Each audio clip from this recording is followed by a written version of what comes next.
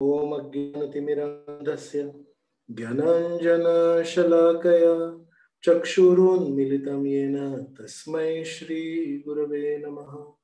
नमो विष्णुपादाय कृष्णपृष्ठाय भूतले श्रीमते भक्तिवेदान्त स्वामिनिति नामिने। नमस्ते सरस्वते देवे गौरवाणी प्रचारिणे निर्विशेष शून्यवादी पाश्चात्य देशतारिणे। जय श्री कृष्ण चैतन्य प्रभु नित्यानंद श्री अद्वैत गदाधर श्रीवासदि गौर भक्त वृंद। हरे कृष्ण कृष्ण कृष्ण हरे हरे, हरे राम राम राम हरे हरे। हरे कृष्ण। उपस्थित सर्व भक्तांचे आजच्या या गीता जयंती निमित्त विशेष कार्यक्रमात सहर्ष स्वागत आहे। आज आपण भगवद्गीतेच्या महात्म्याबद्दल, त्याच्या आपल्या जीवनातल्या महत्वाबद्दल चर्चा करणार आहोत।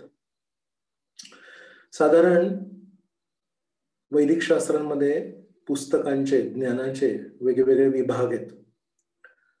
काही आहेत त्याला म्हणतात पुराण। पुराणामध्ये इतिहास पण मोजले जातात। रामायण आणि महाभारत हे इतिहास आहे आणि पुराण म्हणजे पद्मपुराण, ब्रह्मवैवर्त पुराण इत्यादी। तर पुराणांमध्ये जुन्या काळातील काही कथा आहेत आणि त्या कथांद्वारे आपल्याला योग्य शिकवण दिली जाते। अजून एक जो गट आहे पुस्तकांचा त्याला म्हणतात संहिता। तर हित म्हणजे भलं करणं आणि संहिता म्हणजे सम्यक रूपेण हित। जसं आपण संकीर्तन करतो सम्यक रूपेण कीर्तन, तसं संहिता। तर या पुस्तकांमध्ये साधारण जनतेसाठी काय हिताचं आहे, काय करायला पाहिजे हे दिले। तर आपल्याकडे एक संहिता खूप प्रचलित आहे इस्कॉन मध्ये, ज्याचं नाव आहे श्री ब्रह्म संहिता।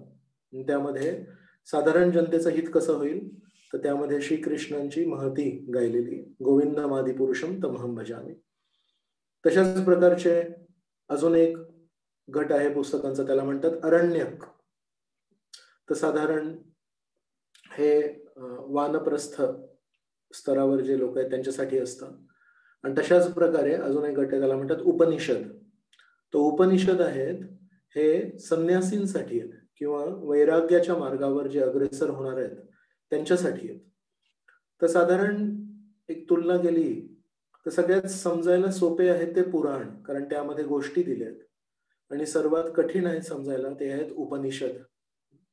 तर साधारण उपनिषदांमध्ये जी भाषा वापरली जाते ती कशी आहे, दूरेपी अंतिकेपी। श्रीकृष्ण परमेश्वर परमसत्य हे दूर पण आहेत आणि जवळ पण आहेत। त्यांचे हात आहेत पण आणि नाही पण, ते चालू पण शकतात, त्यांचे चरण पण आहेत पण त्यांचे चरण पण नाही आहेत। तर अशा प्रकारे दोन्ही कडच्या बाजू मांडलेल्या असतात आणि ही अशी थोडी समजण्यासाठी जटिल भाषा आहे। ही साधारण समाजातल्या व्यक्तीसाठी समजण्यासाठी, स्वीकार करण्यासाठी फार कठीण आहे। ही समजण्यासाठी फार बुद्धी लागते। तर एक टिपिकल, एक सर्वसाधारण उपनिषद आहे। त्या उपनिषदामध्ये काय परिस्थिती असते, एक कोणतरी साधू ऋषी गुरु असतात जे एका उच्च आसनावर बसले असतात आणि त्यांचा आणि त्यांच्या ऋषी शिष्यांचा संवाद हा आपण उपनिषदांमध्ये बघतो। अनेक अनेक उपनिषद आहेत। केन उपनिषद आहे, एक प्रश्न उपनिषद आहे। तर केन उपनिषदामध्ये लिहिलंय, जे व्यक्ती समजतात की आम्हाला सर्व काही माहित आहे त्यांना काहीच माहित नाहीये, आणि जे व्यक्ती असं समजतात की मला काहीही माहित नाहीये त्यांच्या माहितीला आजपासून सुरुवात झाली आहे। तर कोणी एक साधारण माणूस जर या वाक्याला वाचेल तर म्हणेल मला कळलं नाही काय म्हणायचंय, मग मला माहिती आहे की नाहीये? नाही, उपनिषद समजण्यासाठी थोडी उच्च स्तराची बुद्धी लागते। तर या वाक्यामध्ये एका अर्थाने बौद्धिक दृष्टीने बघितलं तर थोडं कन्फ्युजन आहे, पण जर आपण वैदिक संस्कृतीच्या दृष्टीने बघितलं मग लक्षात येतं की ज्या व्यक्तींना स्वतःवर गर्व आहे की मला सर्व काही माहिती आहे, त्यांना सांगतायत की त्यांना श्रीकृष्ण कधीच माहिती नसणार. ज्यांना वाटतंय की आम्हाला सर्व माहिती आहे, त्यांना काहीच माहिती नाहीये. त्यांना श्रीकृष्ण माहितीच नाहीत. का बरं?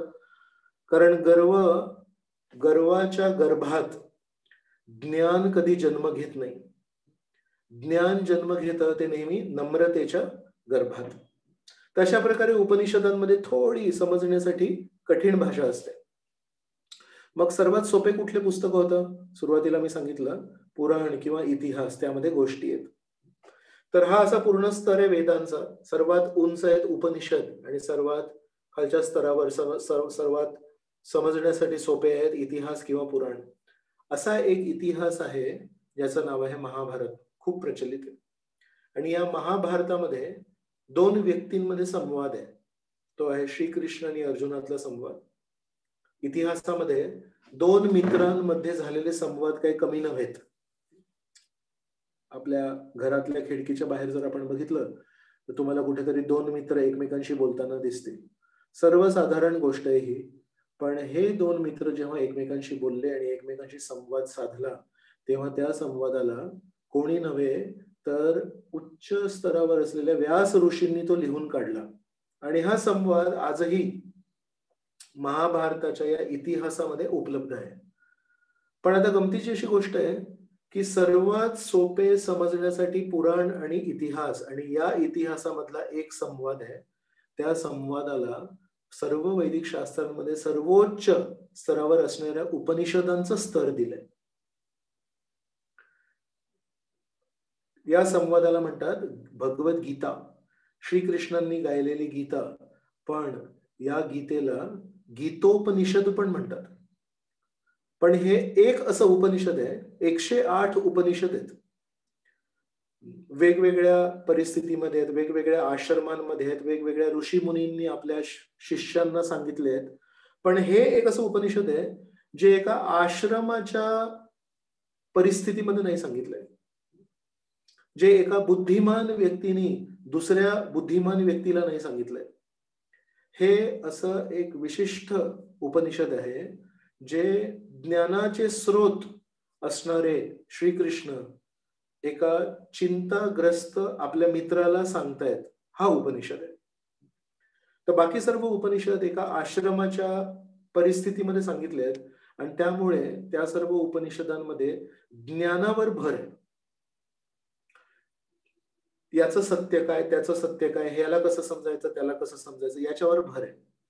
पण गीतोपनिषद कुठल्या आश्रमात नाही सांगितलंय, कुठल्या गुरूंनी चर्चात्मक स्वरूपात आपल्या शिष्यांना नाही सांगितलंय. गीतोपनिषद सर्व ज्ञानाचे स्रोत श्रीकृष्ण युद्ध, आपण कधी कधी बोलताना मराठीत बोलतो, युद्ध पातळीवर काम चालू होतं तिथे. जर सगळेजण खूप व्यस्त असतील आणि भरपूर परिश्रम करत असतील तर त्याला आपण म्हणतो युद्ध पातळीवर काम चालू होतं. तसं ही युद्ध पातळी नव्हती, हे युद्ध होतं. आणि हे कुठल्या स्तरावरचं युद्ध होतं? हे विश्वयुद्ध होतं. आपल्याला विश्वयुद्ध 1 माहिती आहे आणि आपल्याला विश्वयुद्ध 2 माहिती आहे. हे सर्वात पहिलं विश्वयुद्ध येतं. विश्वयुद्धामध्ये आता एक सर्वात महत्वाचे व्यक्ती पूर्णपणे भ्रमित झालेत आणि त्या अशा भ्रमित मित्राला श्रीकृष्णांना मार्गदर्शन करणे गरजेचे. म्हणजे विचार करा की या मार्गदर्शनामधला प्रत्येक शब्द किती महत्वाचा आहे. या मार्गदर्शनामधला प्रत्येक शब्द किती मोजून मापून श्रीकृष्णांना बोलावा लागणार आहे. का बरं? कारण हे सर्वात महत्वाचे व्यक्ती आहेत आणि या सर्वात महत्वाच्या व्यक्तीला एक शब्द जरी इकडे तिकडे काही झाला तर त्या युद्धाचा पूर्ण परिणाम बदलू शकतो. योग्य प्रेरणा जर मिळाली तर युद्धाचा परिणाम वेगळा होईल आणि जर योग्य प्रेरणा नाही मिळाली तर कदाचित युद्धाचा परिणाम फार विपरीत होईल. तर अशा या खूप महत्वाच्या वेळी श्रीकृष्णांनी ही भगवद्गीता सांगितली आहे. म्हणून या भगवद्गीतेमध्ये जे ज्ञान दिलंय त्या ज्ञानाचा भर केवळ माहितीसाठी नक्कीच नसणार. आश्रमामध्ये जेव्हा आपण कोणी काही बोलतायत तेव्हा तिथे करण्यासारखं काही नाहीये. करण्यासाठी पूर्ण आयुष्य पडलंय. पण इथे काही क्षणांमध्ये युद्ध सुरू होणार आहे आणि युद्ध पण खूप महत्वाच्या स्तरावर आहे. त्यामुळे प्रत्येक शब्दाला, प्रत्येक क्षणाला खूप महत्व आहे आणि अशा परिस्थितीमध्ये श्रीकृष्ण अर्जुनाला भगवद्गीता सांगतायत. तर एक गीता ध्यान आहे, गीता ध्यान आहे. यामध्ये श्रीकृष्णांच्या भगवद्गीतेवर मनन करण्यासाठी काही श्लोक आहेत. तर त्याच्यातला एक श्लोक आहे, त्याच्यामध्ये म्हणतात, प्रपन्न पारिजाताय तोत्रवेत्रैकपाणे ज्ञानमुद्राय कृष्णाय गीतामृत दुहे नमः. यामध्ये म्हणतात श्रीकृष्ण आहेत ना, हे आपल्या भक्तांची नेहमी काळजी घेतात. प्रपन्न पारिजाताय, आणि त्यांच्या हातामध्ये तोत्र आणि वेत्र अशा दोन गोष्टी आहेत. वेत्र म्हणजे एक काठी स्वतःसाठी, आणि तोत्र म्हणजे घोड्याला पळवण्यासाठी एक चाबूक. तोत्र वेत्रैक पाणे, दोन हातांमध्ये दोन गोष्टी आहेत. आणि म्हणतात की त्यांचा कधी कधी जेव्हा ते आपल्या मित्राला ज्ञान देतात, प्रपन्न पारिजाताय जेव्हा ज्ञान देतात तेव्हा ज्ञानमुद्राय कृष्णाय, तर कधी कधी कोणी ज्ञानी व्यक्ती असतात त्यांच्या अशी मुद्रा असते, याला म्हणतात ज्ञानमुद्रा.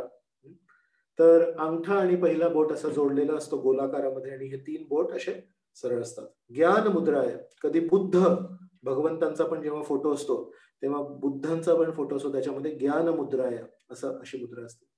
आणि दुसऱ्या वाक्यामध्ये ज्ञान मुद्राय कृष्णाय गीतामृत दुहे नमः. गीतामृत दुहे नमः म्हणजे हे आहेत ना, हे एका गायीचं दूध काढतायत आणि ते अमृत जे आहे ते गीता काढतायत. तर या एकाच वाक्यामध्ये या ज्ञान मुद्राचे दोन पैलू दिलेत. एक, हा ज्ञान मुद्रा जेव्हा कोणी ज्ञानी व्यक्ती जेव्हा ज्ञान देतात तेव्हा असं ज्ञान मुद्रा करून देतात. आणि दुसरी गोष्ट आहे, जेव्हा आपण गायीचं जेव्हा दूध काढतो ना, मी काही लोकांना विचारलं की आपण जेव्हा गायीचं दूध काढतो तेव्हा आपण कसं काढतो, तर त्यांनी म्हटलं अशीच मुद्रा असते. अंगठा आणि पहिल्या बोटाला असं करायला लागतं आणि गायीचं दूध काढायला लागतं. तर बघा आपल्या आचार्यांनी हे दोन पैलू कसे घेतले की ज्या व्यक्तीने गायीचं दूध काढलंय त्याचे हे दोन बोट खूप चांगले बळ असतो त्या दोन बोटांमध्ये. आणि अशाच प्रकारे तेच दोन बोट जेव्हा आपण सरळ करतो असे ठेवले तर दूध काढणार, आणि याला असं केलं तर ती ज्ञान मुद्रा होते. तर हे केवळ श्रीकृष्णच करू शकतात. मग कोणाला प्रश्न पडेल की हे दूध काढतायत तरी कुठलं? लहानपणी वृंदावनामध्ये गायींचं जे दूध काढत होते त्याच्याबद्दल हा वर्णन आहे का? नाही. मग तिथे लिहिलंय, त्याच्या पुढच्या श्लोकामध्ये सांगितलंय, सर्व उपनिषदो गावो दोग्धा गोपाल नंदन पार्थवत्स सुधीर भोक्ता दुग्धम गीतामृतम महत. म्हणतात जरी पुराणांमध्ये हा संवाद दिलाय, पण सर्व उपनिषदो गाव, सर्व उपनिषदांमध्ये सर्वात क्लिष्ट ज्ञान आहे, त्या ज्ञानाची समजा एक गाय असेल तर श्रीकृष्ण हे एका गोपाळाचं भूमिका करतायत आणि ते दूध काढतायत. पण गायीला दूध देण्यासाठी एक वासरू बघावा लागतो, म्हणून पार्थ वत्स, अर्जुन हे एका वत्साची भूमिका करतायत, वासराची भूमिका करतायत. आणि दुग्धम गीतामृतम महत, दूध काय निघतंय त्या गायीतून, उपनिषद रूपी गायीतून, ते आहे गीतामृत, गीतेचं ज्ञान. तर विचार करा की जर हे ज्ञान श्रीकृष्णांनी फक्त एका कुठल्या आश्रमात नाही सांगितलंय, पण एका रणांगणावर सांगितलंय, तर त्याच्या प्रत्येक शब्दाला किती महत्व आहे. म्हणून आश्रमात जे ज्ञान दिलं जातं ते कदाचित माहितीसाठी असतं किंवा जाणून घेण्यासाठी असतं आणि उद्या आकलन करण्यासाठी असतं, उद्या आपल्या जीवनात उतरवण्यासाठी असतं. पण भगवद्गीतेचं जे ज्ञान आहे ते परिस्थितीप्रमाणे पण आहे आणि नंतर अनंत काळासाठी पण आहे. पण इथे अर्जुनाला जे ज्ञान देतात ते आपण हे पण बघू शकतो की त्या परिस्थितीमध्ये त्याच्याकडून काहीतरी करून घेण्यासाठी होतं. त्याच्यामुळे अप्लिकेशन ओरिएंटेड होतं. अप्लिकेशन ओरिएंटेड म्हणजे वागणुकीमध्ये, जीवनामध्ये उतरवण्याच्या दृष्टीने होतं. तर गीतेचं जे ज्ञान आहे हे केवळ श्रवण करण्यासाठी नव्हे, गीतेचं जे ज्ञान आहे हे जीवनामध्ये उतरवण्याचं ज्ञान आहे. याला म्हणू आपण जीवनशास्त्र. जसं आपल्या मंदिराची एक शाळा आहे, त्या शाळेचं नाव आहे भक्ती वेदांत जीवन शिक्षण गुरुकुल. त्यामध्ये केवळ पुस्तकी शिक्षण देण्याचा प्रयत्न नक्कीच नाहीये. जीवन शिक्षण गुरुकुल, जीवनामध्ये काय महत्वाचं आहे तसं श्रीकृष्ण पण आपल्याला भगवद्गीतेमध्ये जीवन शिक्षण आपल्याला देतात, आपण कसं जगावं ते. एकदा परमपूज्य राधानाथ स्वामी महाराज जेव्हा प्रवचन करत होते तेव्हा व्यासासना एकदम जवळ तिथे आमच्या मंदिरातले खूप वरिष्ठ ब्रह्मचारी बसले होते, त्यांचं नाव आहे गोविंद प्रभू. तर गोविंद प्रभू तिथे बसले आहेत आणि प्रवचन संपल्यानंतर जेव्हा महाराजांनी विचारलं कोणाला काही प्रश्न आहेत तर गोविंद प्रभूंनी प्रश्न विचारला. म्हणाले, महाराज मी या जगामध्ये बघतो 2 प्रकारची लोक बघतो. म्हणत काही आहेत ते वैष्णव आहेत, ते भक्त आहेत, पण भक्त झाल्यानंतर त्यांच्या वागणुकीमध्ये त्यांच्या आचरणामध्ये मला असे श्रेष्ठ गुण दिसत नाहीत. चांगले गुण अनेक वेळा मला अभाव दिसतो त्यांच्यामध्ये, पण ते वैष्णव आहेत, त्यांनी श्रीकृष्णाची शरण घेतली. आणि म्हणाले अनेक वेळा असेही लोक भेटतात जे सद्गुणी आहेत, त्याच्यामध्ये फार छान छान गुण असतात आणि खूप आकर्षक व्यक्तिमत्व असतं त्यांचं. पण म्हणतात कधी कधी मी बघतो की असे जे सद्गुणी, छान वागणूक करणारे, छान विचारवंत, इतरांबद्दल संवेदनशील असणारे व्यक्ती आहेत, पण त्यांच्या मनामध्ये श्रीकृष्णांप्रती आकर्षण नसतं, ते श्रीकृष्णांचे भक्त नसतात.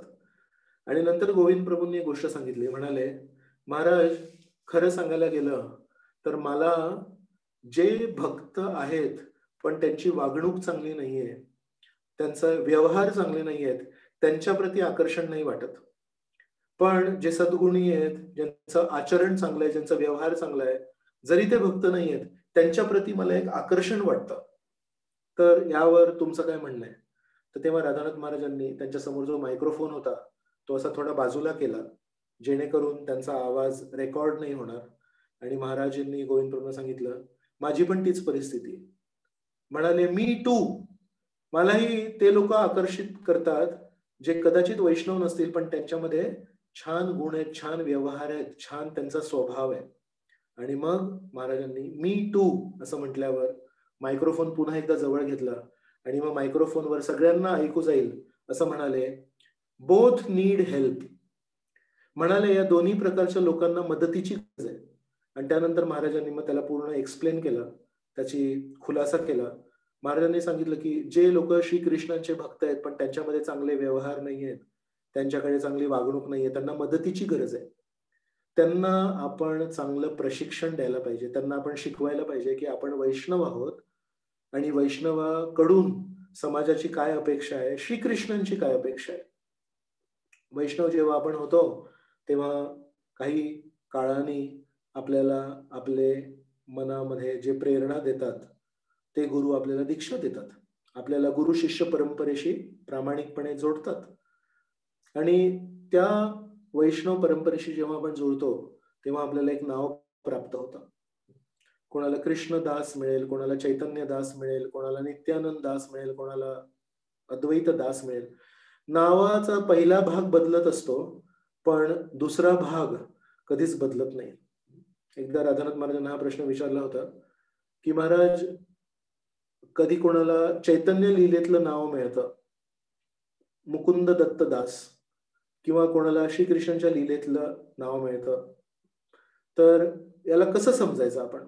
तर तेव्हा राधानाथ महाराजांनी उत्तर दिलं होतं की चैतन्य लीलेतलं नाव मिळू दे किंवा श्रीकृष्णांच्या लीलेतलं नाव मिळू दे, पण म्हणाले ते पहिले जे शब्द आहेत ते महत्वाचे नाही आहेत.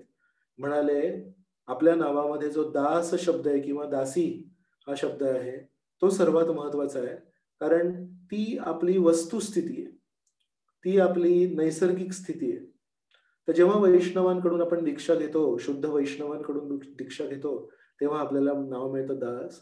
तर ते दास नाव देण्यामागे काय हेतू आहे की वारंवार जेव्हा आपल्याला कोणी विचारतील तुमचं नाव काय, आपण शाळेमध्ये जेव्हा दाखला घ्यायला जातो, कॉलेजमध्ये दाखला घ्यायला जातो, तेव्हा प्रत्येक वेळेस सांगायला लागतं माझं नाव काय. तसं मंदिरामध्ये कोणी विचारतं तुमचं नाव काय, मग अमुक अमुक दास, अमुक अमुक दास, अमुक अमुक दास.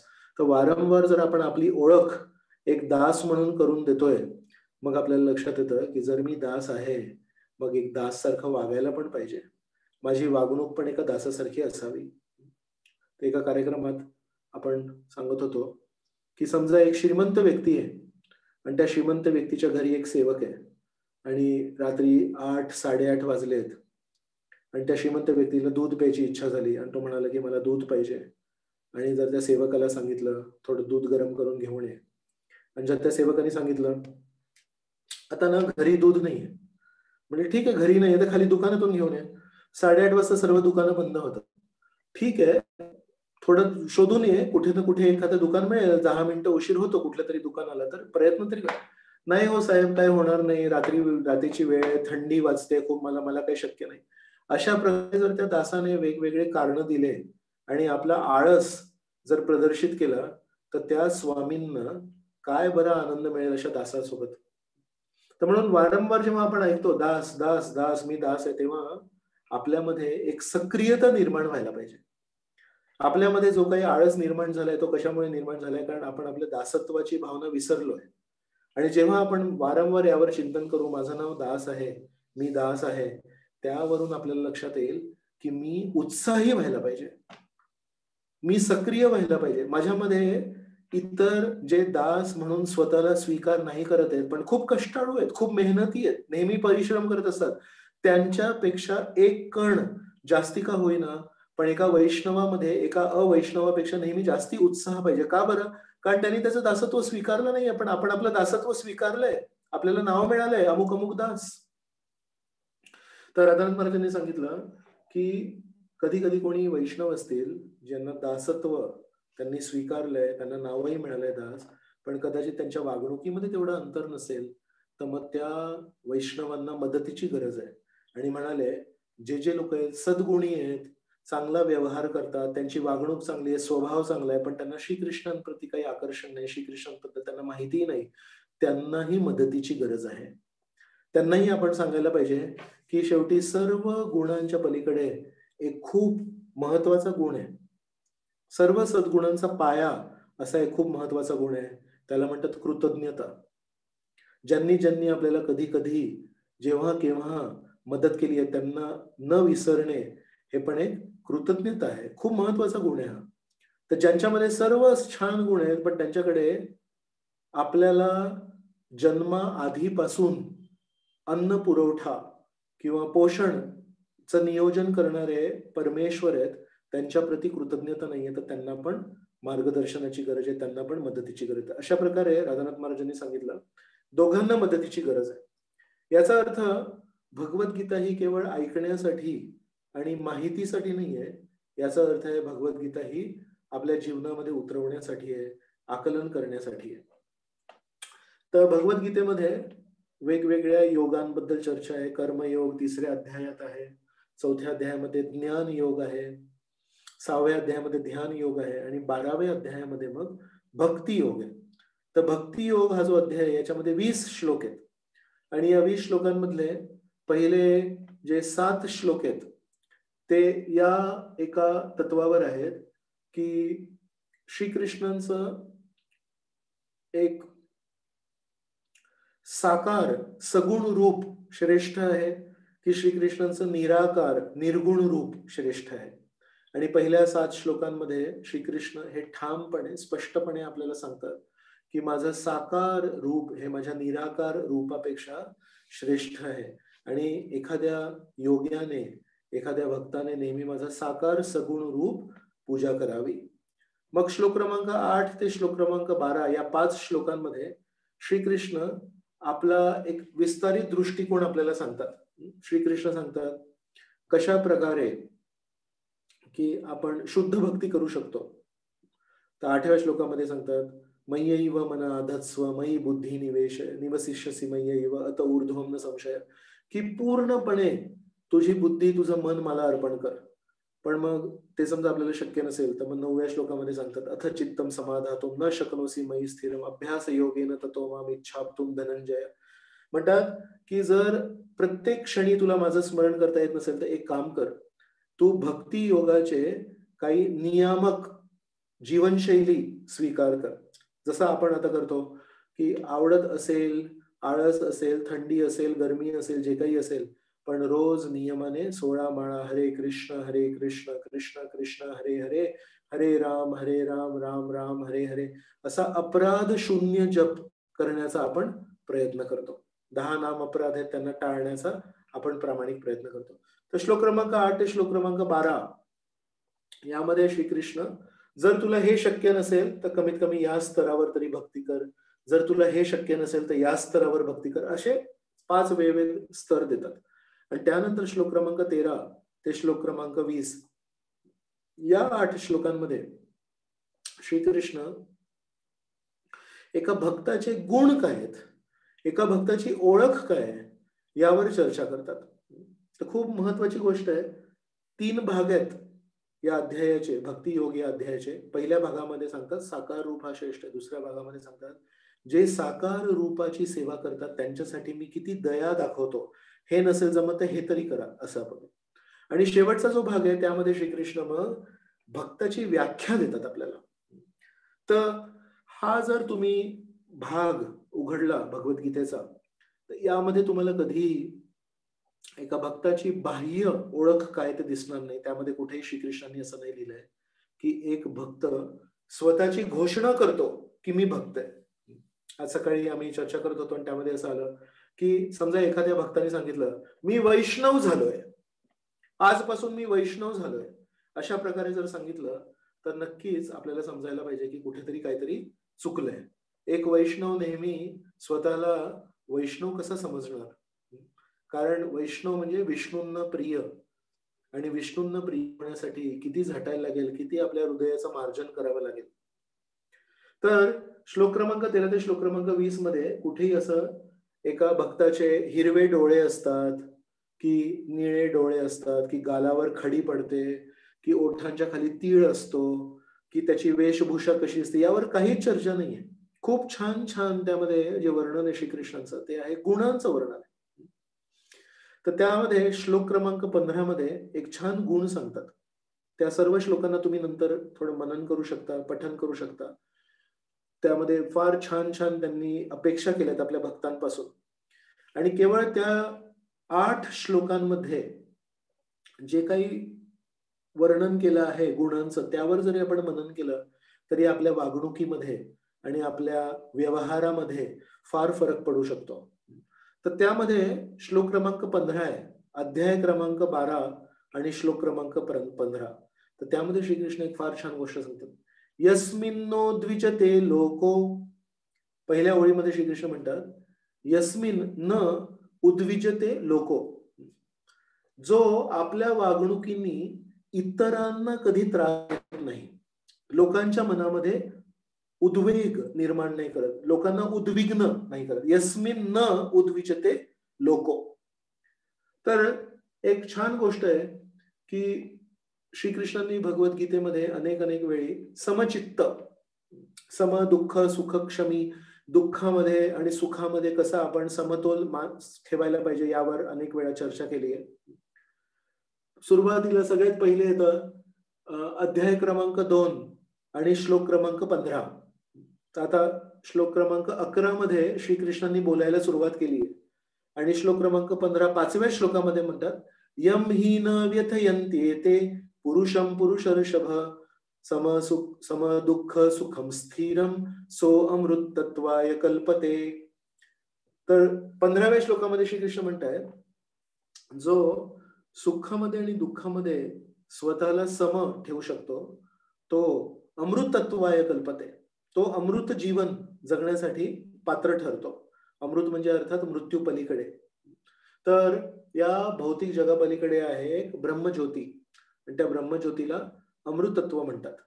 तर म्हणतात केवळ सुख आणि दुःखामध्ये जर आपण स्वतःला स्थिर ठेवू शकलो, एका अर्थाने या जगाचा तो पायाभूत नियम आहे. या जगाचा पायाभूत नियम आहे की इथे नेहमी सुख दुःख हे असे द्वंद्व आपल्यावर वर्षा करत राहणार आणि या द्वंद्वामध्ये जो स्थिर राहतो तो एका अर्थाने त्या द्वंद्वाच्या विरुद्ध बंड पुकारतोय. मला या द्वंद्वांचा काही फरक नाही पडत, प्रत्येक परिस्थिती मी माझं समचित्त आहे. तर अशा प्रकारे या व्यक्तीला या द्वंद्वा पलीकडे जाण्याची संधी श्रीकृष्ण दुसऱ्या अध्यायाच्या 15व्या श्लोकामध्ये म्हणतात. 6व्या अध्यायाच्या 7व्या श्लोकामध्ये श्रीकृष्ण म्हणतात जितात्मनः प्रशांतस्य परमात्मा समाहितः. पुन्हा एकदा ज्यांनी आपल्या मनावर नियंत्रण केलंय, सदैव बदलणाऱ्या मनावर नियंत्रण केलंय, त्याची वर्णन करताना श्रीकृष्ण 6व्या अध्यायामध्ये म्हणतात, जित आत्मनः, ज्यांनी आपल्या मनावर जितले आहेत, जिंकले आहेत. जितात्मनः प्रशांतस्य, ज्याचं मन खूप शांत नाहीये, प्रकृष्ट रूपेण शांत, खूप शांत, पूर्णपणे शांत आहे. म्हणतात परमात्मा समाहित, त्या व्यक्तीला परमात्मा गाठण्याचा, मी म्हणू शकतो की काही काळामध्ये त्यांनी परमात्मा गाठणार आहे. तर दुसऱ्या अध्यायाच्या 15व्या श्लोकामध्ये त्यांनी एक व्याख्या दिली आहे. त्याच्यामध्ये सांगितलं की जो सुख आणि दुःखामध्ये स्थिर राहतात त्यांना मुक्ती मिळते. 6व्या अध्यायाच्या 7व्या श्लोकामध्ये सांगितलं की ज्याचं मन शांत आहे आणि ज्यांनी सुख आणि दुःखामध्ये स्वतःला स्थिर केलंय त्यांनी जणू काही परमात्म्याला प्राप्त केलंय. आणि आता जो मी मूळ आपला संदर्भ होता 12व्या अध्यायातला 15वा श्लोक, त्याच्यामध्ये ब्रह्मज्योतीला प्राप्त करण्यासाठी काय आहे ते नाही सांगत आहेत, परमात्म्याला प्राप्त करण्यासाठी काय गरज आहे ते नाही सांगत आहेत, भक्ती मार्ग स्वीकारण्यासाठी आणि भगवान श्रीकृष्णांना प्राप्त करण्यासाठी एका भक्ताचे काय गुण असायला पाहिजे त्याच्यावर मनन करतात. त्याच्यामध्ये लिहितात यस्मिन न उद्विजते लोको. याचा अर्थ काय माहितीये, दुसऱ्या अध्यायाच्या 15व्या श्लोकामध्ये आणि 6व्या अध्यायाच्या 7व्या श्लोकामध्ये आतापर्यंत जी काही चर्चा केली ती कोणासाठी केली होती, ब्रह्मज्योतीमध्ये मुक्ती प्राप्त करण्यासाठी किंवा परमात्म्याला प्राप्त करण्यासाठी. त्यासाठी काय पाहिजे, स्थिरता पाहिजे. कोणामध्ये स्थिरता पाहिजे, आपल्यामध्ये स्थिरता पाहिजे. पण भक्ताकडून काय अपेक्षा माहितीये, भक्ताकडून केवळ त्याच्या स्थिरतेची अपेक्षा नाहीये, भक्ताकडून त्याच्या आजूबाजूच्या लोकांच्या स्थिरतेची जबाबदारी त्याच्यावर दिली. यस्मिन न उद्विजते लोको, हे भक्ता माझी तुझ्याकडून काय अपेक्षा माहितीये, तुझ्या वागणुकीमुळे, तुझ्या बोलण्यामुळे, तुझ्या स्वभावामुळे, तुझ्या लोकांशी देवाणघेवाणामुळे कोणाच्याही स्थिरतेमध्ये फरक नाही पडायला पाहिजे. समजा लोक आनंदी आहेत आणि समजा आपल्याशी जर त्यांचे काही संबंध येत आहेत आणि आपल्याशी संबंध आल्यानंतर त्यांच्या चेहऱ्यावरचं ते सुख, त्यांच्या चेहऱ्यावरचं ते हास्य जर निघून गेलं तर मग 12व्या अध्यायाच्या 15व्या श्लोकानुसार आपण भक्त म्हणण्याच्या पात्रतेचे नाहीत. म्हणजे किती हा उंच स्तर श्रीकृष्णांनी दिलाय भक्तांसाठी. आपण सर्व, माझा स्वतःचा फार लढा चालू आहे की प्रत्येक परिस्थितीमध्ये आपण स्वतःला समचित्त कसं ठेवायचं. बदलत्या परिस्थितीमध्ये बदलत्या लोकांशी जेव्हा आपण संबंध ठेवतो तेव्हा परिस्थिती बदलते, लोकांचा स्वभाव बदलतो, बऱ्याच गोष्टी बदलत असतात. त्या सगळ्यांमध्ये स्वतःला स्थिर ठेवणं खूप महत्वाचं आहे आणि खूप कठीण गोष्ट आहे. पण श्रीकृष्णांची भक्तांकडून अपेक्षा स्वतःच्या स्थिरतेची नाहीये. श्रीकृष्णांची भक्तांकडून अपेक्षा आहे इतरांच्या स्थिरतेची जबाबदारी आपल्याला घ्यायची आहे. म्हणजे एका भक्ताची वागणूक कशी असावी, एका भक्ताचं बोलणं कसं असावं, एका भक्ताचा स्वभाव कसा असावा. विचार करा, जर आपण केवळ भगवद्गीता जरी वाचली तरी आपल्याला लक्षात येईल आपल्यावर श्रील प्रभुपादांनी, त्यांच्या प्रतिनिधींनी खूप मोठी जबाबदारी दिली आहे. कारण श्रीकृष्णांनी भगवद्गीतेमध्ये स्वतः आपल्यावर ती जबाबदारी दिली आहे. तर अशा प्रकारची वागणूक खूप कठीण आहे. एकदा एका प्रवचनामध्ये परमपूज्य राधा गोविंद स्वामी महाराज, जे इस्कॉन मध्ये खूप मोठे संन्यासी आहेत आणि एक दीक्षा प्रदान करणारे गुरु आहेत, ते एकदा सांगत होते एका लेक्चरमध्ये की त्यांचे अनेक विविध संस्थांमध्ये, त्या संस्थांमध्ये असलेले संन्यासी हे त्यांच्या ओळखीचे आहेत. तर त्याच्यामधले एक असे दुसऱ्या इस्कॉन बाहेरील एका संस्थेमध्ये एक संन्यासी आहेत, ते परमपूज्य राधा गोविंद महाराजांचे जवळचे मित्र आहेत. तर एकदा म्हणत होते, त्यांच्याशी मी चर्चा करत होतो आणि श्री चैतन्य महाप्रभूंबद्दल त्यांना सांगितलं. तर म्हणाले, श्री चैतन्य महाप्रभूंच्या जीवनामध्ये एक घटना आहे की जेव्हा ते गंगादास पंडितांच्या त्या स्कूलमध्ये शिकत होते, त्याला बंगालीमध्ये म्हणतात टोल. तर चैतन्य भागवतामध्ये टोल हा शब्द येतो, आपण गुरुकुल म्हणू शकतो त्याला. तर गुरुकुलामध्ये जेव्हा अभ्यास करत होते तेव्हा मोठे पंडित झाले आणि नंतर ईश्वरपुरींना जेव्हा भेटले, त्यानंतर मग की त्याच्या आधी, ईश्वरपुरींना भेटायच्या आधी त्यांनी स्वतःचं एक पुस्तक लिहिलं होतं आणि त्याच गुरुकुलामध्ये दुसऱ्या एका व्यक्तीने पण एक पुस्तक लिहिलं होतं. आणि एकदा होडीनी जेव्हा श्री चैतन्य महाप्रभू आपल्या मित्रांसोबत प्रवास करत होते, तेव्हा त्यांच्या मित्रांनी ते पुस्तक मागितलं त्यांना बघायला. आणि जेव्हा बघितलं तेव्हा त्या मित्रांनी श्री चैतन्य महाप्रभूंना निमाई पंडितला सांगितलं, की या पुस्तकामध्ये तू जे दिलंय हे खूप श्रेष्ठ स्तराचं ज्ञान दिलंय. आणि हे जर पुस्तक तू इतरांना वाचायला दिलं तर मी लिहिलेलं पुस्तक कोणी वाचणार नाही. तर केवळ त्यांच्या मित्रांनी अशी ही गोष्ट जेव्हा व्यक्त केली, तेव्हा श्री चैतन्य महाप्रभूंच्या मनामध्ये अशी गोष्ट आली, असा एक विचार आला, की माझ्या या पुस्तकामुळे माझ्या मित्राचं पुस्तक कोणी वाचणार नाहीये आणि त्याच्यामुळे त्याला थोडं कुठेतरी मनामध्ये दुखावतोय तो माझा मित्र, की मी पण एक पुस्तक लिहिलंय, पण या श्रेष्ठ पुस्तकासमोर माझं पुस्तक कोण वाचणार? आणि त्वरित श्री चैतन्य महाप्रभूंनी काय केलं असेल, स्वतःचं हस्तलिखित पुस्तक त्यांनी गंगे नदीमध्ये वाहून टाकलं. म्हणाले, माझ्या पुस्तकामुळे माझी वाहवा होईल, पण माझ्या पुस्तकामुळे जर या मित्राला जर त्रास होणार असेल तर मग हे पुस्तक मी गंगे नदीमध्ये वाहतो. ही गोष्ट जेव्हा परमपूज्य राधा गोविंद स्वामी महाराजांनी त्यांच्या मित्राला सांगितली, तेव्हा ते जे संन्यासी आहेत ते श्री चैतन्य महाप्रभूंना ओळखत नाहीत, ते इस्कॉन मध्ये नाही आहेत. त्यांनी लगेच सांगितलं, हे जे व्यक्ती आहेत ना, हे कदाचित भगवंत असतील. तर मग तेव्हा राधा गोविंद महाराजांनी विचारलं, असं का सांगितलं? मग तेव्हा म्हणाले, केवळ भगवंतच अशा प्रकारे असू शकतात, की माझ्यामुळे इतरांना त्रास होतोय, तर मी माझी ती वागणूक बदलीन. का बरं? मला त्रास नाही होतोय, पण इतरांना त्रास होतोय. तर श्री चैतन्य महाप्रभू हे श्रीकृष्ण नक्कीच आहेत, पण श्री चैतन्य महाप्रभू हे जे जीवन आहे त्यांचं, ही जी भूमिका आहे त्यांची, हा जो अवतार आहे, हे आहे एक भक्त अवतार.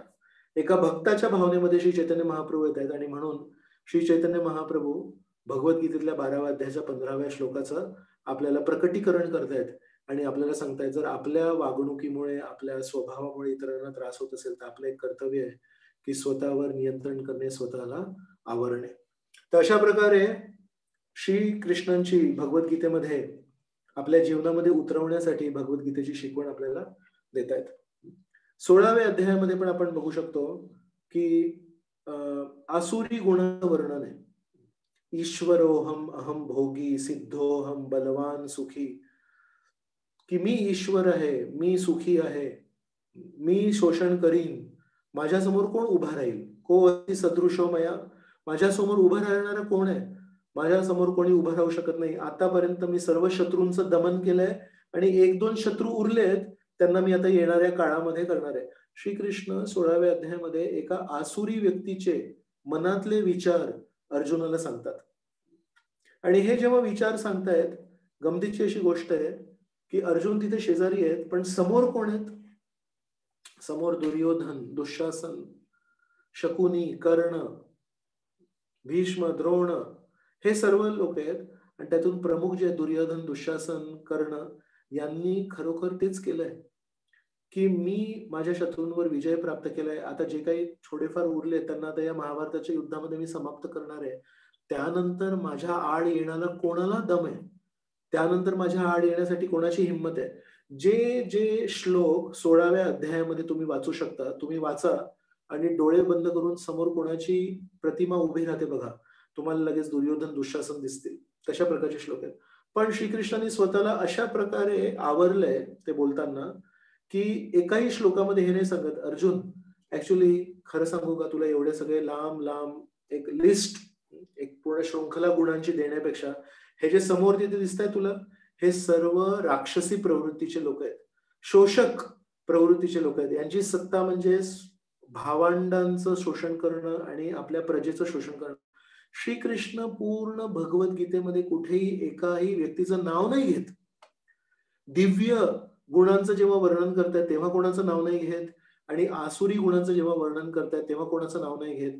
फक्त 3ऱ्या अध्यायामध्ये श्लोक क्रमांक 19 मध्ये जनक महाराजांचं नाव घेतात. पण ते जनक महाराजांचं नाव कशासाठी घेतात? दिव्य गुणांसाठी पण नाही घेत आणि आसुरी गुणांसाठी पण नाही घेत. जनक महाराजांचं नाव घेतात का? तर म्हणतात जनक महाराजांनी आपलं जीवन कसे जगले, की त्याच्यामुळे लोकसंग्रह झाला. जनक महाराज हे उत्कृष्ट राजे होते आणि जनक महाराजांचं राज्य करण्याची पद्धती, शैली बघून त्यांच्या प्रजेला एकत्रित येण्यासाठी खूप मदत झाली. तर श्रीकृष्ण तिथे शब्द वापरतात, चिकुरशूर लोकसंग्रहम. जनक महाराजांच्या राजसत्तेच्या एका पद्धतीमुळे लोक एकत्र आले, लोकांना एकजूट निर्माण झाली आणि लोकांमध्ये संस्कृती स्थापित झाली. तर ते संस्कृती कशी स्थापित करायची, आपण स्वतःच्या आचरणाने कसं श्रेष्ठ उदाहरण दुसऱ्यांना द्यायचं, त्यासाठी श्रीकृष्णांनी संपूर्ण गीतेमध्ये केवळ एक वेळा एका व्यक्तीचं उदाहरण दिलंय, जनक महाराजांचं. पण दिव्य गुणांसाठी किंवा आसुरी गुणांसाठी कधी कोणाचं उदाहरण नाही दिले का? आणि श्रीकृष्णांना सांगायचं होतं, नावं महत्वाची नाहीयेत. आज या असुराचं नाव आहे दुर्योधन, उद्या तशाच गुणांनी परिपूर्ण असलेल्या व्यक्तीचं नाव असेल सुयोधन. नाव बदलत असणार, पण मला तुझं लक्ष ओढायचंय, तुझं ध्यान मला ओढायचंय अमुक अमुक व्यक्तीप्रती नाही, पण त्या तत्वाप्रती. जर तुला तो तत्व नीट कळला तर 21व्या शतकामध्ये 5000 वर्षानंतर पण तशा प्रकारचा जर कोणी व्यक्ती असेल तर तुला लक्षात येईल की श्रीकृष्णांनी या व्यक्तीचा विरोध करण्यासाठी पण आपल्याला 5000 वर्षापूर्वीच सांगितलंय. तर अशा प्रकारे श्रीकृष्ण तत्वांवर आधारित ज्ञान देत आहेत आणि माहिती किंवा नावावर आधारित आपल्याला ज्ञान नाही देत आहेत. म्हणून वाईट गुण हे कुठेही असले तरी ते वाईटच आहेत. ते दक्षिण भारतात असले तर चांगले आहेत आणि उत्तर भारतात असले तर वाईट आहेत असं नाहीये, किंवा देशात असले तर चांगले आहेत आणि विदर्भात असले तर वाईट आहेत असं अजिबातच नाहीये. ज्या कोणी व्यक्तीच्या मनामध्ये वाईट गुण असतील ते वाईट आहेत. तर ही एक ओळख जर आपल्याला पटली तर मग आपल्या लक्षात येईल की जरी मी वैष्णव आहे, पण श्रीकृष्णांची एका वैष्णवाकडून काय अपेक्षा आहे ते श्रीकृष्ण 12व्या अध्यायामध्ये आपल्याला सांगतायत. श्रीकृष्णांना अर्जुनाला पण हे ज्ञान देण्यासाठी एवढी प्रेरणा कशी काय मिळाली यावर पण आपण चर्चा करूया. अर्जुनाकडे काय काय गुण आहेत? अर्जुनाकडे ऐश्वर्य आहे. कमीत कमी आईकडून जे प्राप्त झाले तेवढं ऐश्वर्य नक्कीच आहे. लहानपणी जेव्हा त्याचे वडील पांडू या जगात होते तेव्हा ऐश्वर्य होतं. एका उच्च कुळात जन्म आहे, शारीरिक बळ आहे, मानसिक बळ आहे. प्रलोभनांना जिथे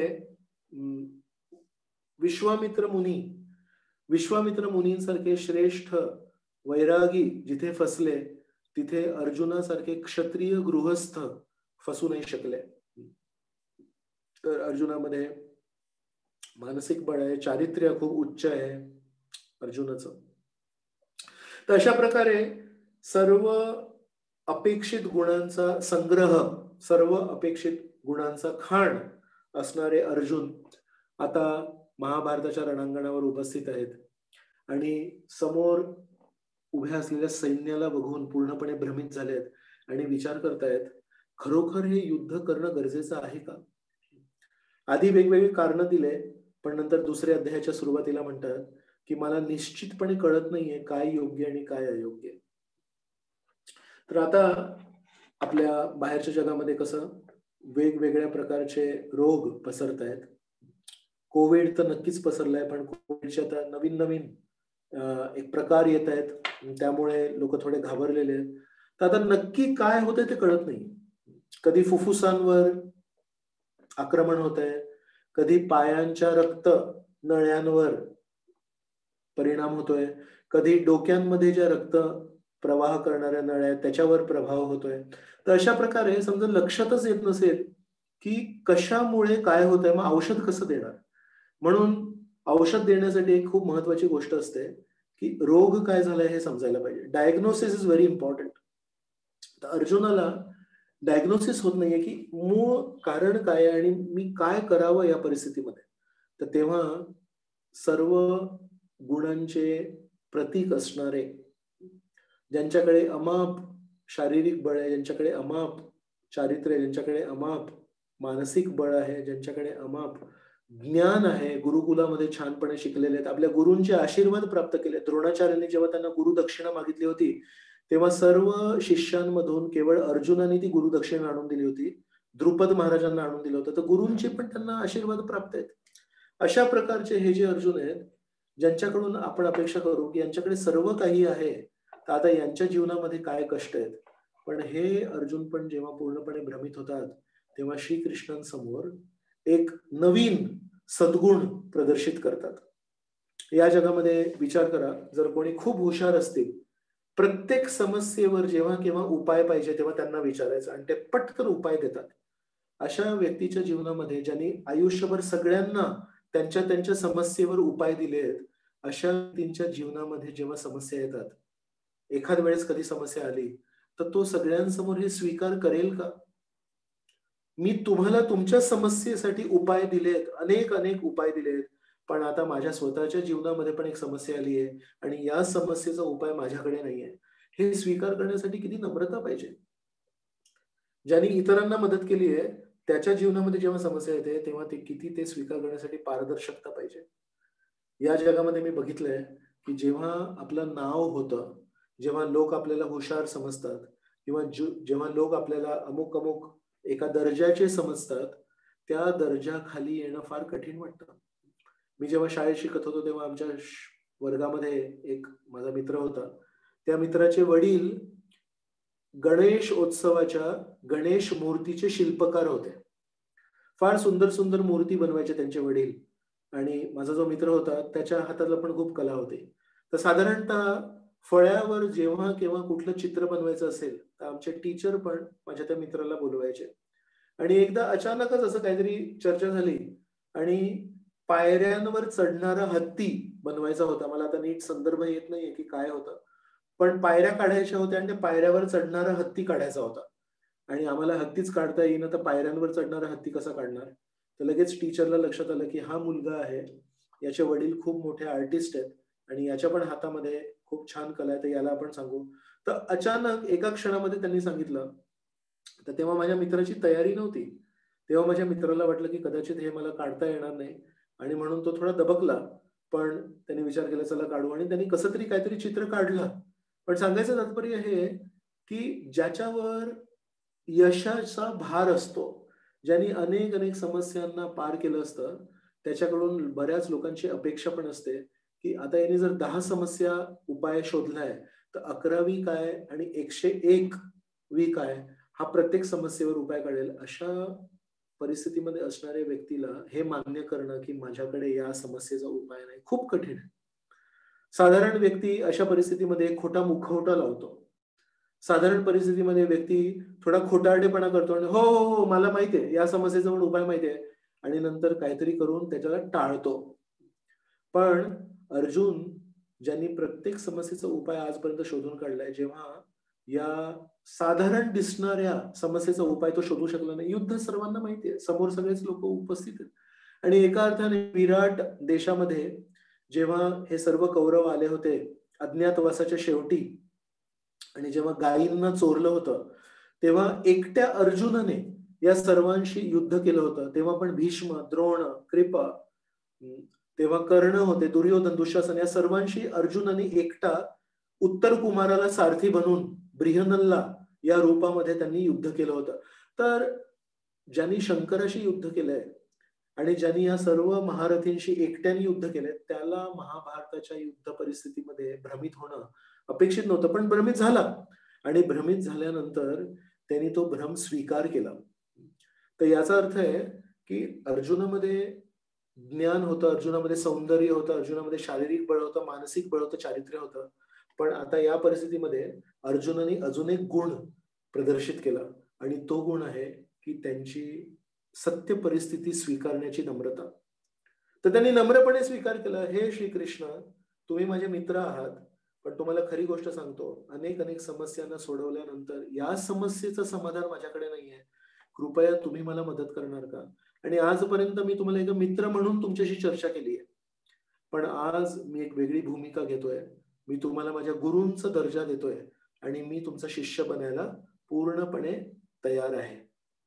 तर हे असं नातं जर मैत्रीचं असेल, तर विचार करा अर्जुनासारखा व्यक्ती जो पारदर्शक आहे, अर्जुनासारखा व्यक्ती जो प्रामाणिक आहे, त्याला किती सोपं जाईल. समजा आपण अर्जुनाच्या भूमिकेमध्ये 2 क्षणांसाठी जाऊ आणि विचार करू, की आपण खूप यशस्वी आहोत. आपण खूप बुद्धिमान आहोत आणि आपल्या जीवनामध्ये अशी काही कठीण परिस्थिती आली, तर आपण आजूबाजूला बघू, की मला पण पारदर्शक व्हायचंय. मला पण खरी सत्य परिस्थिती ऐकायची, स्वीकार करायची आहे. मला पण मार्गदर्शन ऐकायचंय. पण माझ्या जवळ असा कोणी प्रामाणिक मित्र आहे का? तर अर्जुनाचं खूप मोठं सौभाग्य आहे की त्याच्याकडे श्रीकृष्ण म्हणून मित्र आहेत. आणि अशा एखाद्या मित्रासमोर आपण स्वतःच्या मनातले भ्रम व्यक्त करण्यासाठी एक खूप मोठा अडथळा काय असतो माहितीये? आपल्या मनामध्ये भीती असते, जर माझ्या मनातले संशय, माझ्या मनातले काही काही धारणा जे मला आता भ्रमित करतायत आणि ज्याच्यामुळे मी थोडा गोंधळून गेलोय, हे जर मी या माझ्या मित्रासमोर मांडले, असं होऊ शकतं ना, की या माहितीचा हा वापर करेल आणि माझं शोषण करेल. या माहितीला कुठेतरी जाऊन सांगेल आणि सांगेल, तुम्हाला माहिती आहे, तो जो यशस्वी व्यक्ती आहे ना, खरा यशस्वी व्यक्ती केवळ नाटक करतोय तो, कारण माझ्यासमोर भसा-भसा रडला. माझ्यासमोर हा व्यक्ती किती दयनीय परिस्थितीत होता, की मला या समस्येचं समाधान नाही माहिती आहे. तर म्हणून जेव्हा आपल्या जीवनामध्ये विश्वासू मित्र नसतात, ज्यांच्यावर आपण पूर्ण भरोसा ठेवू शकतो, तेव्हापर्यंत आपल्या समस्या कमी नाही होत, आपल्या समस्या वाढत जातात. काही समस्या प्रकृती आपल्याला देते, काही समस्या जीवन आपल्याला देतं आणि अधिकांश समस्या उपस्थित समस्या कारण सुटत नाहीयेत. कारण त्या उपस्थित समस्यांचं समाधान शोधण्यासाठी आपल्या जीवनामध्ये एकही मित्र नाही किंवा एकही मैत्रीण नाही.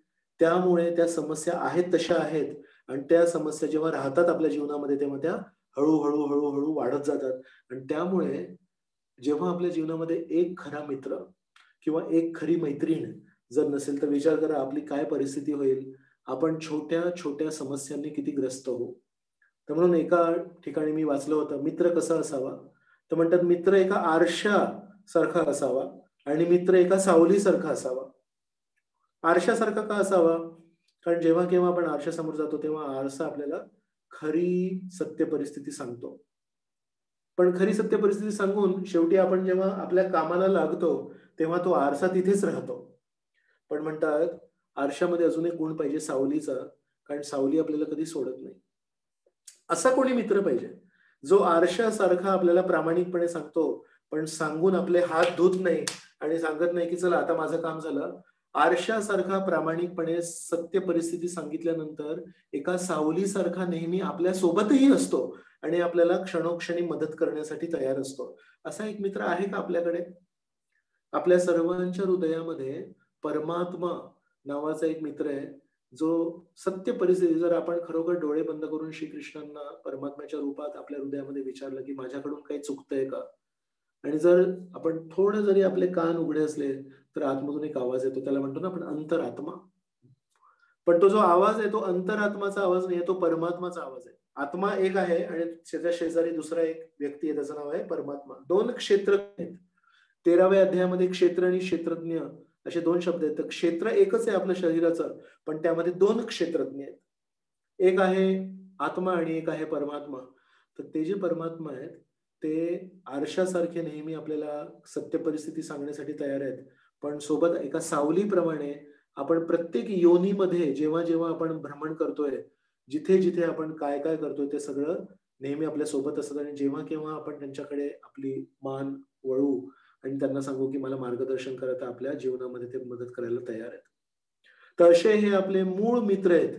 सुहृदं सर्वदेहिनां यत् ज्ञात्वा शांतिमृच्छति, की या मित्राचं अस्तित्व जेव्हा हृदयामध्ये आपण स्वीकार करू, तेव्हा आपल्या जीवनामध्ये खरी शांती येईल, खरं सुख येईल. आणि ही शांती कशी आहे माहिती आहे? ही स्मशानातली शांतता नाहीये. स्मशानातली शांतता पण शांतता असते, पण ती स्मशानातली शांतता आपल्या जीवनामध्ये भीती निर्माण करते. पण जेव्हा आपण परमात्म्याला स्वीकार करतो, परमेश्वराला स्वीकार करतो, तेव्हा आपल्या जीवनामध्ये जी शांतता येते ती आहे समाधानाची शांतता. आता मला सर्व समस्यांचं समाधान मिळालंय आणि त्यामुळे आता मी योग्य मार्गावर आहे. तर अर्जुनाचं सौभाग्य आहे, की अदृश्य परमात्मा त्यांच्या जीवनामध्ये दृश्य श्रीकृष्णांच्या रूपात आहेत आणि तेच श्रीकृष्ण दृश्य रूपामध्ये आपल्या जीवनामध्ये भगवद्गीतेच्या रूपात आहेत. याच्यासाठी मी एक तुम्हाला प्रसंग सांगेन. श्रीमद भागवतामध्ये स्कंद क्रमांक 1 अध्याय क्रमांक 15 यामध्ये वर्णन केलंय, की श्रीकृष्ण जेव्हा या जगातून निघून गेले, तेव्हा अर्जुन तिथे होते आणि अर्जुन अनेक दिवस त्यांच्यासोबत असल्यानंतर त्यांच्या राण्यांना श्रीकृष्णाने सांगितलं, की तुम्ही त्यांना नीट योग्य ठिकाणी घेऊन जा. तर राण्यांची काळजी घेऊ शकले नाही अर्जुन, आणि जेव्हा आता हताश होऊन हस्तिनापूरला परतले, तेव्हा तिथे युधिष्ठिर महाराज त्यांना प्रश्न विचारतात की द्वारकेमध्ये सगळं काही कसं काय आहे, मला सांगशील का तू? तर तेव्हा अर्जुन काही उत्तर देऊ शकत नाहीत. तेव्हा वारंवार मग युधिष्ठिर त्यांना प्रश्न विचारतात की नक्की तिथे काय परिस्थिती, आणि तू असं शांत काय आहेस? तुझ्याकडून कोणाचा अनादर झाला का? तुला कोणी भिक्षा मागितली आणि तू त्याला भिक्षा देऊ शकला नाहीस काय? अशा प्रकारचे अनेक अनेक प्रश्न विचारतात. शेवटी मग अर्जुन आपले डोळे बंद करतात आणि पहिले शब्द काय म्हणतात माहिती आहे?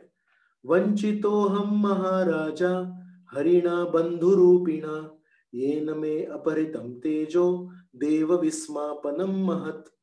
म्हणतात वंचितोहम महाराजा, हे महाराज युधिष्ठिर, आज मी वंचित झालो. कोणापासून? हरिणा बंधुरूपिणा. हरी जे माझ्या एका बांधवासारखे, एका बंधूसारखे, एका खूप जवळच्या मित्रासारखे होते, त्यांच्यापासून मी वंचित झालो. आणि म्हणतात येन मे अपहृतम तेजो, आणि त्यांच्यामुळे माझ्यामध्ये तेज काय होतं माहितीये? देव विस्मापनम महत. मोठे मोठे देवी देवता पण माझ्या तेजाला, माझ्या तेजस्वी कार्याला, माझ्या तेजस्वी युद्धाला बघून, माझ्या शौर्याला बघून विस्मित होत होते. देव विस्मापनम महत. आणि तेव्हा युधिष्ठिर महाराजांना सांगतात, द्रौपदीला जिंकण्यासाठी जी काही ती प्रतियोगिता होती, त्या प्रतियोगितेमध्ये किती कामुक राजा तिथे आले होते, आणि त्या सर्व कामुक राजांना द्रौपदी हवी होती, पण म्हणतात केवळ श्रीकृष्णांच्या कृपेमुळे मला द्रौपदी प्राप्त झाली. मग म्हणतात ज्या ज्या दुष्ट लोकांनी द्रौपदीला अपमानित करण्याचा प्रयत्न केला, त्या सर्व लोकांना मृत्यूदंड कोणी दिला? माझ्याद्वारे, म्हणतात श्रीकृष्णांनी दिला. म्हणतात जरासंध यांनी किती हजारो राजांना कैद केलं होतं आणि त्यांच्या नरबळी देणार होते. त्या जरासंधाला मारण्यासाठी भीमसेनांना कोणी शक्ती दिली? ते श्रीकृष्ण आहेत. म्हणतात आपल्या शत्रूंनी वनवासामध्ये आपल्याला मारण्याचा काय प्रयत्न केला? अनेक वेळा प्रयत्न केला, पण एकदा कसा मारण्याचा प्रयत्न केला? दुर्वासा ऋषींना पाठवलं. आणि दुर्वासा ऋषींना जर आपण काही अपमानित केलं असतं, तर दुर्वासा ऋषींनी जसं अंबरीश महाराजांना मारण्याचा प्रयत्न केला, तसं दुर्वासा ऋषींनी नक्कीच आपल्याला पण मारण्याचा प्रयत्न केला असता. हा कट पण दुर्योधनाने रचला.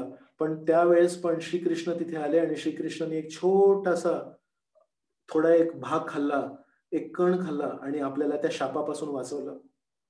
म्हणतात श्रीकृष्णच आहेत ज्यांच्या कृपेने मी शंकरजींशी युद्ध करू शकलो आणि शंकरजींना युद्धामध्ये पराभव देऊ शकलो. श्रीकृष्णच आहेत ज्यांच्या कृपेमुळे मी इंद्राला प्रसन्न करू शकलो आणि अग्निदेवांना खांडव प्रस्थ म्हणजे खांडव वन त्यांना अर्पण करू शकलो. वारंवार श्रीकृष्णांची आठवण करतायत. आणि शेवटी म्हणतात, तुम्हाला आठवतंय युधिष्ठिर महाराज, आपण नरसिंह देवांची कथा ऐकली होती. त्या श्लोकामध्ये शब्द वापरतात नरहरी दास. म्हणतात प्रल्हादाच्या जीवनामध्ये किती वाईट घटना घडल्या, त्यांना किती वेळा मारायचा प्रयत्न केला, पण नरसिंह नरहरी यांची कृपा प्रल्हादावर होती, नरहरी दासावर होती.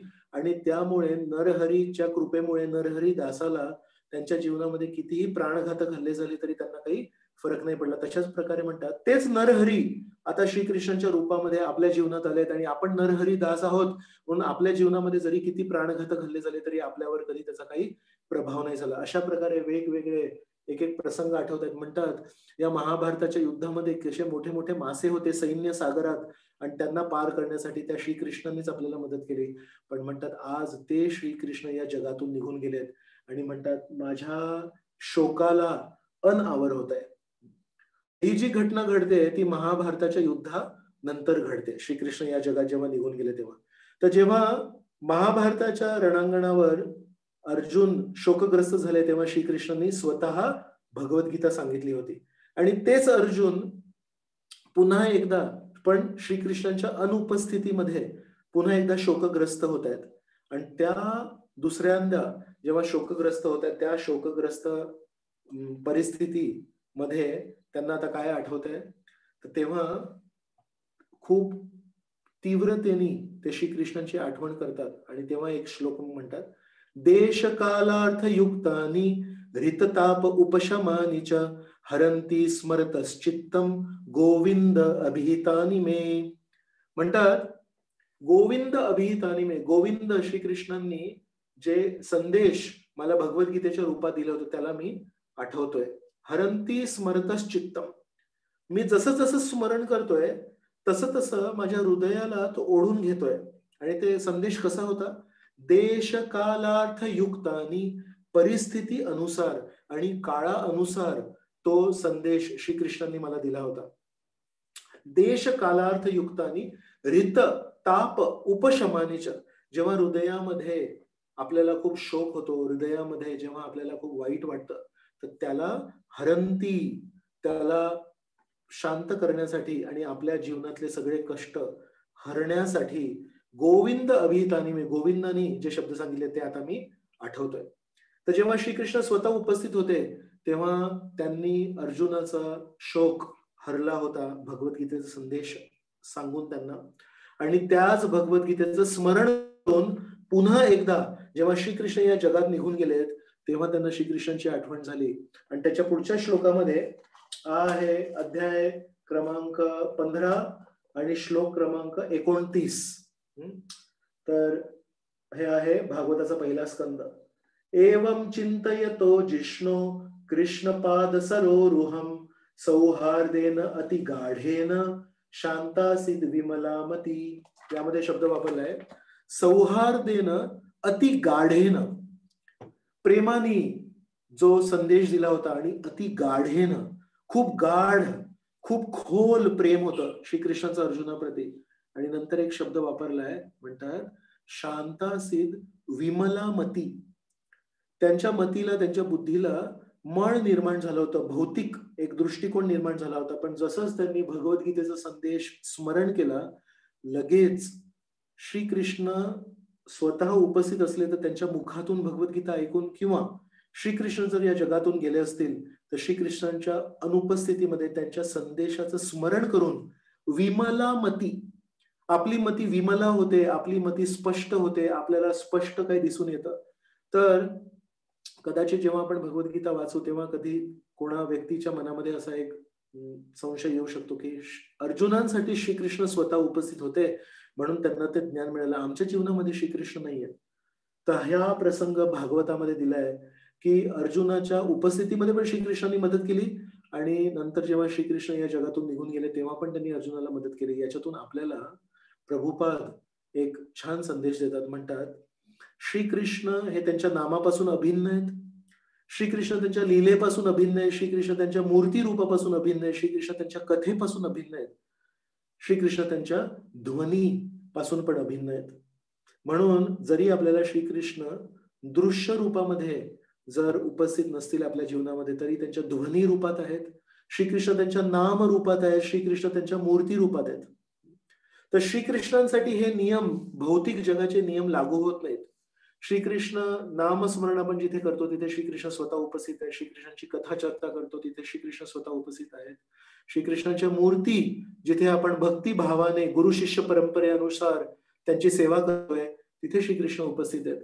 तर म्हणून प्रभुपाद या तात्पर्यामध्ये आपल्याला एक छान आशा निर्माण करतात. म्हणतात जरी 2020 मध्ये डिसेंबर महिन्यामध्ये श्रीकृष्ण आपल्याला दिसत नाहीयेत पण भगवद्गीतेच्या द्वारे आपल्या जीवनामध्ये उपस्थित आहेत. श्रीकृष्ण आपल्या जीवनामध्ये त्यांच्या नामाच्या रूपात उपस्थित आहेत. मंदिरामध्ये किंवा आपल्या घरी जर मूर्ती रूपात श्रीकृष्ण उपस्थित असेल तर त्या रूपामध्ये उपस्थित आहेत. कधीही आपल्याला असं वाटू नये की माझ्या जीवनामध्ये श्रीकृष्णांचा अभाव आहे. यतो यतो यामी ततो नरसिंहो. नरसिंहदेवांना जेव्हा त्यांच्या अस्तित्वाबद्दल हिरण्यकश्यपूंनी प्रश्न विचारला तेव्हा प्रल्हादाने विचारलं, सर्व व्यापी आहेत, या खांबात पण आहेत, इथे पण आहेत, तिथे पण आहेत, या भिंतीत पण आहेत. ते श्रीकृष्ण, अवतारी श्रीकृष्ण आपल्या सर्व दिशेला सर्व व्यापी आहेत.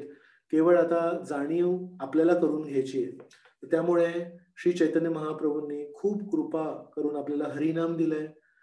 श्री व्यास ऋषींनी आपल्याला संस्कृत भगवद्गीता दिली आहे आणि आपले आचार्य श्रील प्रभुपाद यांनी आपल्याला त्याच्यावर मराठी भाषेत तात्पर्य देऊन आपल्या सर्वांना भगवद्गीता दिली. अनेक लोकांशी जेव्हा बोलत असतो तेव्हा त्यांना मी विनंती करतो, भगवद्गीता जरी समजण्यासाठी क्लिष्ट असेल पण आपल्याला समजायला पाहिजे. सौहार्देन अति गाढेन. खूप गाढ प्रेम आहे श्रीकृष्णांचं सर्व जीवात्म्यांप्रती, आणि अर्जुनाला एक वासरू म्हणून वापरून त्यांनी ज्ञान काढलं, दूध काढलं आणि पूर्ण मनुष्य समाजाला वाटलंय. म्हणून भगवद्गीता समजण्यासाठी कठीण नाहीये. आपण परमेश्वरापासून दूर गेलोय म्हणून आपल्याला ती भगवद्गीता समजत नाही. पण जर त्या भगवद्गीतेला आपण प्रणाम केला, नमस्कार केला, त्यांना प्रार्थना केली, की हे भगवद्गीते, हे श्रीकृष्णांचे संदेश, कृपया मला माझ्या जीवनातल्या रितताप उपशमानीच्या, माझ्या जीवनामध्ये पण आता भरपूर क्लेश आहेत, माझ्या जीवनामध्ये पण भरपूर संशय आहेत, कृपया तुम्ही मला मार्गदर्शन करा. या प्रामाणिक प्रार्थनेने जर आपण एखादं पान उचललं आणि त्या पानामध्ये जर आपण आपल्या दुःखाचं, आपल्या शोकाचं, आपल्या समस्येचं समाधान शोधायला प्रयत्न केला, तर नक्की आपल्याला तो समाधान मिळणार. भगवद्गीतेच्या 2ऱ्या अध्यायाच्या श्लोक क्रमांक 63 मध्ये श्रीकृष्ण 62 आणि 63 याने म्हणतात की संगात संजायते काम. जर आपण चुकीचा संग केला तर त्याच्या प्रकारच्या चुकीच्या कामना येतात. संगात संजायते काम, कामात क्रोधोभी जायते. आणि कामना जेव्हा पूर्ण नाही होत तेव्हा क्रोधाची उत्पत्ती होते. क्रोधात स्मृती विभ्रम, क्रोधात भवती सम्मोह, क्रोधाने सम्मोह होतो, पूर्णपणे आपण भ्रमित होतो. सम्मोहात स्मृती विभ्रम, जेव्हा आपण भ्रमित होतो तेव्हा आपली स्मृती विसरतो. आणि मग दुसऱ्या ओळीत लिहितात स्मृती भ्रंशात बुद्धिनाशो, बुद्धिनाशात प्रणश्यती. तर याच्यामध्ये लिहिलंय स्मृती भ्रंशात बुद्धिनाशो, जेव्हा आपली स्मृती नष्ट होते तेव्हा आपली बुद्धी पण नष्ट होते. मग आपल्याला कळत नाही स्मृतीचा आणि बुद्धीचा काय संबंध आहे. तर यामध्ये श्रीकृष्ण आपल्याला सांगतायत की इथे जी स्मृती आहे ना, ती गमती जमती ज्या आपण केल्या त्याची स्मृती नव्हे. ही स्मृती आहे आपण गुरुजनांकडून काय काय योग्य उदाहरणं ऐकलेत, आपण श्रीकृष्णांच्या भागवतातून, रामायणातून, महाभारतातून काय योग्य घटना ऐकल्यात किंवा वाचल्या त्याची स्मृती. तर जेव्हा एखादा व्यक्ती गुरुकुलात जातो किंवा एखादा व्यक्ती एक प्रवचन ऐकतो तेव्हा त्याला भरपूर काही काही ऐकायला मिळत असतं, पण ती स्मृती जेव्हा आपल्याला राहत नाही, स्मृती भ्रंशात बुद्धिनाशो, तेव्हा आपली बुद्धी नष्ट होते. म्हणून जेव्हा आपण काही प्रवचन ऐकतोय किंवा जेव्हा आपण भागवत वाचन मिळून करतोय किंवा आपण मित्र बसून कदाचित शास्त्रांवर चर्चा करतोय, या सर्व चर्चांमध्ये भरपूर महत्वाचे मुद्दे निघतात, पण ते आपल्याला लक्षात नाही राहत. अनेक भक्तांचे असं म्हणणं आहे की प्रभूजी लक्षात नाही राहत, ऐकतो भरपूर आहे, वाचतो भरपूर आहे, बघतो भरपूर आहे, पण आम्हाला लक्षात नाही राहत.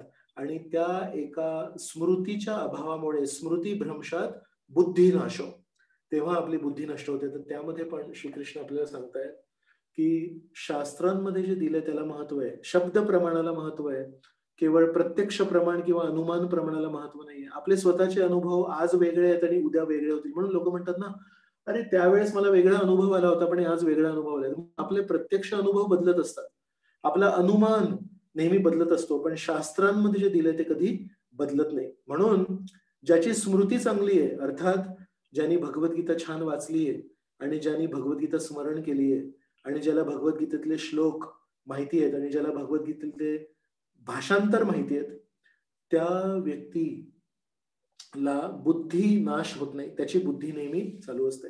म्हणून इथे जो बुद्धी आहे ती केवळ माहिती लक्षात ठेवणारी बुद्धी नाहीये, ती श्रीकृष्णांनी जो संदेश अर्जुनाला दिलाय त्याला आपल्या आजच्या दैनंदिन जीवनामध्ये आपण कसं लागू करू शकतो त्याबद्दलची ती बुद्धी आहे. आणि ती बुद्धी कोणाला प्राप्त आहे? ती बुद्धी त्यांना प्राप्त आहे जे भगवद्गीतेची शरण घेतात.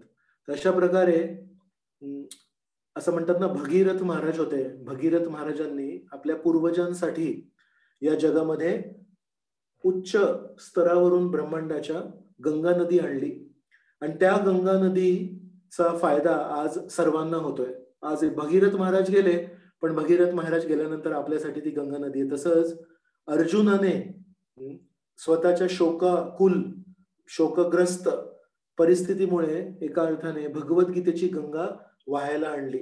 आणि अर्जुन जरी या जगामध्ये आता आपल्याला दिसत नसले तरी पण ती भगवद्गीतेची गंगा अजूनही वाहते आणि आपल्यापर्यंत ती भगवद्गीतेची गंगा श्रील प्रभुपादांनी आणली आहे आणि आपण पण ती भगवद्गीतेची गंगा इतरांना देऊ शकतो. पण इतरांना जेव्हा ती भगवद्गीतेची गंगा देऊ तेव्हा लोक म्हणतील, तुम्ही आम्हाला गंगे नदीचा पत्ता देताय आणि त्या गंगेमध्ये नुसतं पाणी खळ खळ खळ खळ खळ वाहत आहे, पण तुमच्या ओठावर असा तहानलेला भाव का, तुमच्या चेहऱ्यावर असा तृषार्त भाव का? मग आपण म्हणू की आम्ही तुम्हाला गंगे नदीचा पत्ता दिला, पण आम्ही स्वतः कधी त्याचं पाणी प्यायलो नाही. तर तेव्हा लोक आपल्याला म्हणतील, अहो तुम्ही तर आधी पाणी पिऊन घ्या, आधी तुम्ही तर संतुष्ट व्हा, नंतर आम्ही पण पाणी पितो. तर म्हणून आपण पुस्तक वितरण केलं 1 महिना. आज 26 तारीख आहे. एका अर्थाने डिसेंबर महिना संपत आलाय. आपण इतरांना भरपूर गंगा नदीचा पत्ता दिला, जे गरजेचं होतं.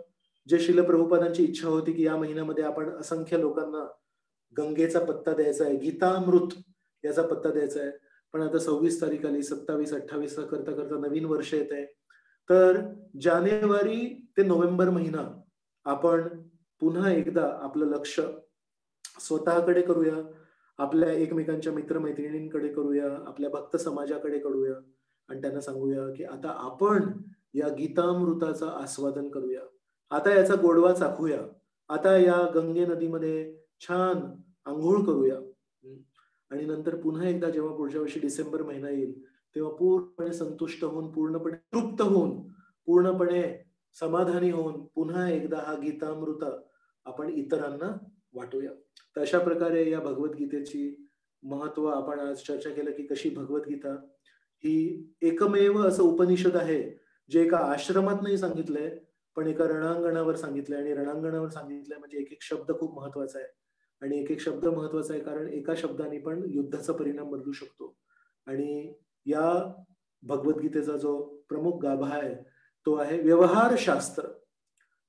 अध्यात्मशास्त्र आहे, पण अध्यात्मशास्त्र कसं आहे? व्यवहारशास्त्र आहे, जीवनशास्त्र आहे. ते केवळ माहितीशास्त्र नाहीये. आणि त्यानंतर मग आपण वेगवेगळे उदाहरण बघितले. तर अशा प्रकारे आपण आज सर्व मिळून भगवद्गीतेला प्रार्थना करू शकतो, की हे भगवद्गीते आम्हाला पण तुम्ही तुमची शरण द्या आणि तुमचं क्लिष्ट वाटणारं तत्वज्ञान आमच्या अल्पबुद्धीला समजेल अशा प्रकारे आम्हाला तुम्ही प्रदर्शित व्हा. श्रील प्रभुपादांना आपण प्रार्थना करू शकतो, की तुमचे तात्पर्य तुम्ही अशा प्रकारे लिहिलेत, की साधारणातल्या साधारण व्यक्तीला पण समजावेत. पण आम्हाला समजत नाही, तर कृपया आम्हाला पण तुम्ही कृपा द्या. आणि अशा प्रकारे आपण भगवद्गीता जयंती जी यावर्षी 25 तारखेला होती साजरा करू शकतो. तर खूप खूप धन्यवाद. आपल्या सर्वांच्या सोबत मला भगवद्गीतेबद्दल 2 शब्द बोलायला संधी मिळाली.